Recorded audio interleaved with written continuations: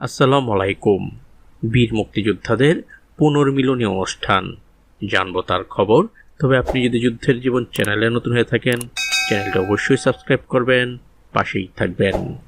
নওগাঁ সদর উপজেলা মুক্তিযোদ্ধা কমপ্লেক্স কার্যালয়ে বীর মুক্তিযোদ্ধাদের ঈদ পুনর্মিলনী অনুষ্ঠান অনুষ্ঠিত হয়েছে।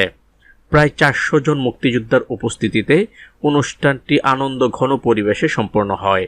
অনুষ্ঠানের শুরুতে পবিত্র কোরআন তেলাওয়াত করেন হাপানিতা ইউনিয়ন কমান্ডার মুসলিম উদ্দিন এবং গীতা পাঠ করেন সন্তোষ কুমার।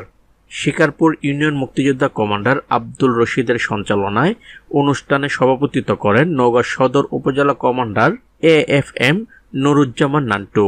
বিশেষ অতিথি হিসেবে উপস্থিত ছিলেন উপজেলা ইউনিট কমান্ডের ডেপুটি কমান্ডার আব্দুল মজিদ।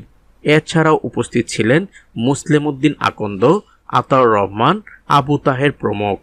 অনুষ্ঠানে বীর মুক্তিযোদ্ধারা তাদের বিভিন্ন সমস্যার কথা তুলে ধরেন। বীর মুক্তিযোদ্ধারা তাদের সম্মানী ভাতা বৃদ্ধির দাবি জানান।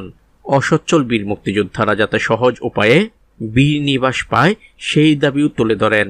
অন্যান্য সুযোগ সুবিধার সাথে বীর মুক্তিযোদ্ধারা সারা বাংলাদেশে যাতে সম্মানের সাথে চলতে পারেন সেই দাবি ওঠে। প্রধান অতিথি নওগাঁ 5 আসনের সংসদ সদস্য মোহাম্মদ জাহিদুল ইসলাম ধনু বিষয়গুলো মনোযোগ সহকারে শোনেন এবং প্রয়োজনীয় ব্যবস্থা গ্রহণের আশ্বাসও দেন।